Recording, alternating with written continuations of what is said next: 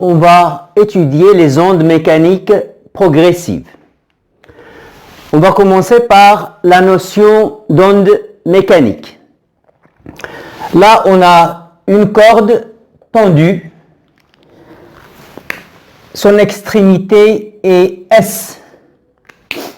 À l'instant t égale à 0, on va faire déplacer l'extrémité S dans cette direction et après on va la retourner à la position initiale.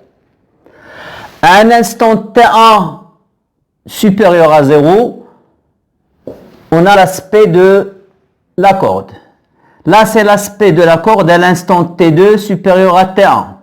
Là, c'est l'aspect de la corde à un instant de date t3 supérieur à t2. Là, c'est l'aspect de la corde à la date t4 supérieure à t3. Là, c'est l'aspect de la corde à la date t5 supérieure à t4. Donc, ce sont des dates successives. Qu'est-ce qu'on constate? On constate que la perturbation qu'on a créée en S, en faisant déplacer S vers le haut et après vers le bas, cette perturbation, on la retrouve, mais on la retrouve plus loin de S. Le point S, elle est retournée à sa position initiale et la perturbation s'est éloignée de S. On parle alors d'une onde mécanique progressive. Donc, l'onde mécanique progressive, c'est quoi? L'onde mécanique progressive, c'est la propagation d'une perturbation dans un milieu. Et si le milieu, c'est la corde. Donc, une onde mécanique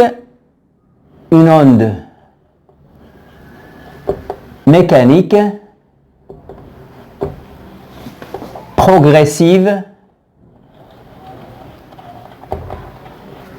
et le phénomène de propagation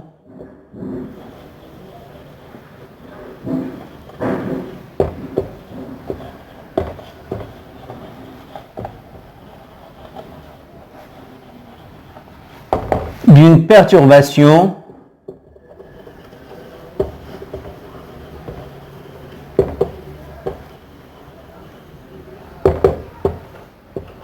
dans un milieu.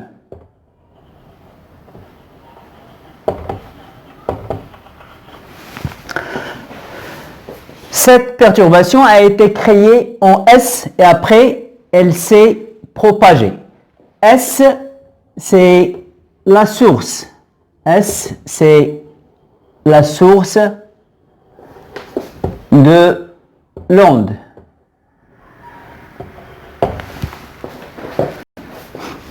À un instant T1, l'onde a atteint un point qu'on va appeler F1. À l'instant T2, elle atteint un point F2. Le point que vient d'atteindre l'onde est appelé front d'onde. Donc F1, c'est le front de l'onde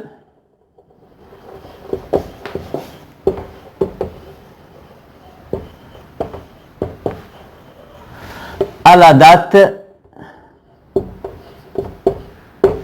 T1.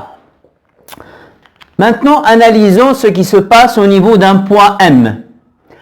À l'instant t égale à 0, le point M, elle est là, elle est au repos.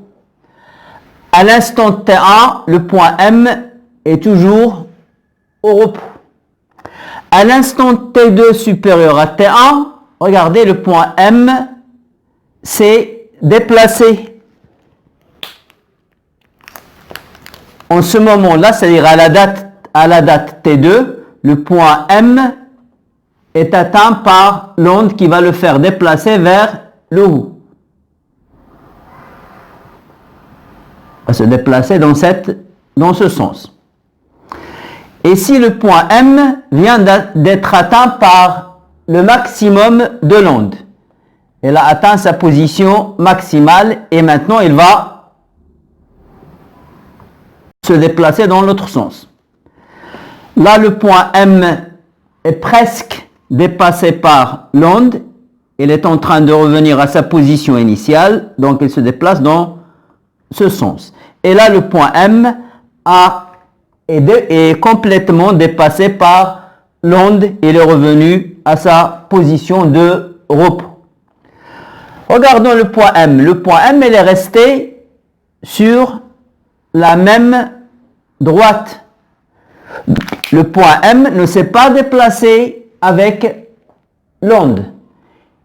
Il a refait le mouvement de S. S s'est déplacé vers le haut et après il est revenu à sa position d'équilibre. De même, le M, lorsqu'il sera atteint par l'onde, il va se déplacer et après il va revenir à sa position initiale. Donc, là, lorsqu'on a créé la perturbation, on a apporté une énergie à la source S. Après, cette énergie a été communiquée aux autres points de la corde. Le point S est revenu à sa position, là c'est le point S, la source, là c'est la source maintenant est au repos, et l'énergie qu'il avait, elle a été communiquée aux autres points. Et le point M, lorsqu'il est atteint par cette énergie, il s'est déplacé vers le haut et après il est revenu à sa position initiale. Il ne s'est pas déplacé avec l'onde. Donc l'onde progressive est caractérisée par un transport d'énergie sans déplacement de matière. Le point M est resté là où il était avant qu'il soit atteint par l'onde. Donc, elle est caractérisée, c'est-à-dire l'onde est caractérisée par un transport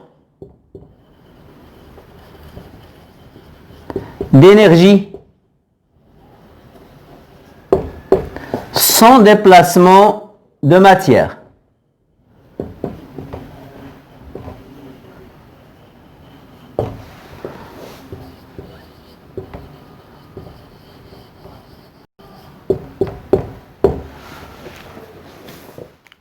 Dans le cas de la propagation de l'onde le long de la corde, la propagation se fait dans une seule direction. C'est la direction de la corde. On dit que la propagation est unidimensionnelle. Donc on dira que la propagation est unidimensionnelle lorsqu'elle se fait,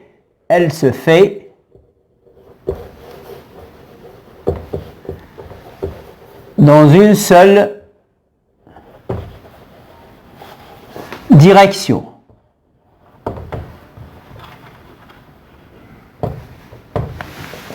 Et si on prend l'exemple d'une perturbation créée à la surface de l'eau, quand on crée, par exemple, quand on touche la surface de l'eau calme par une pointe, on crée une perturbation. Qu'est-ce qu'on observe? On observe des rides qui s'éloignent du point de la perturbation.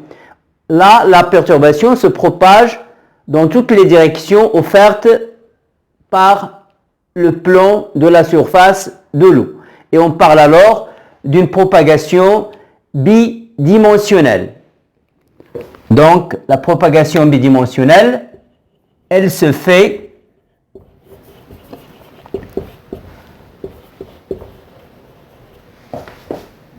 dans un plan. Et finalement, le cas du son, maintenant je suis en train de parler, si quelqu'un est à ma droite, il pourra m'entendre, à ma gauche, dans l'étage au-dessus, dans l'étage au-dessous, derrière moi, il pourra m'entendre, quelle que soit sa position dans mon voisinage. Donc la perturbation que je crée, elle se propage dans toutes les directions de l'espace. On parle alors d'une propagation tridimensionnelle.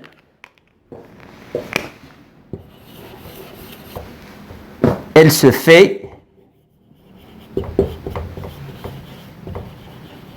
dans toutes les directions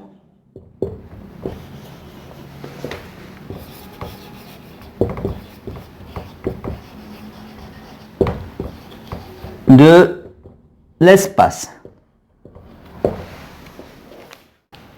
Paragraphe 2.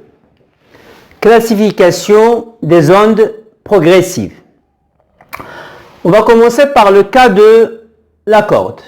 Dans le cas de la corde, la perturbation se fait dans cette direction, comme ça. Le point S a été déplacé dans cette direction, tandis que la propagation se fait dans cette direction. Les deux directions sont perpendiculaires. On parlera alors d'une onde transversale. Donc, une onde est dite transversale si la direction de la propagation est perpendiculaire à la direction de la perturbation. Donc, la direction de la perturbation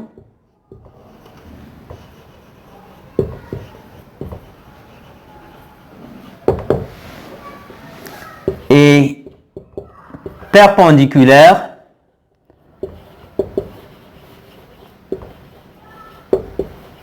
à celle de la propagation.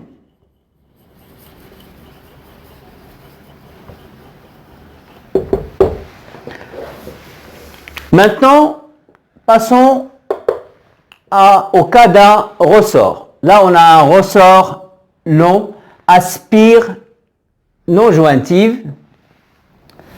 Donc, là, ce sont les spires. Là, c'est l'axe du ressort. On va comprimer les spires du ressort ici. Ce sont des spires qui sont comprimés. Et lorsqu'on va les lâcher à une date ultérieure, on va constater que la compression qui était créée ici s'est propagée le long du ressort. Maintenant, elle est ici. Donc, là, il s'agit de la propagation d'une perturbation le long du ressort. La direction de la perturbation, c'est celle-là. Et la direction de la propagation, c'est celle-là. Donc la perturbation et la propagation se font dans la même direction. On parle alors de propagation d'une onde longitudinale. Donc la direction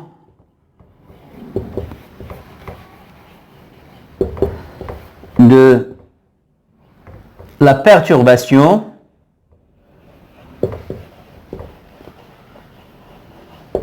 est perpendiculaire à celle de la propagation. Pardon, et la direction de la perturbation est la même que celle est la même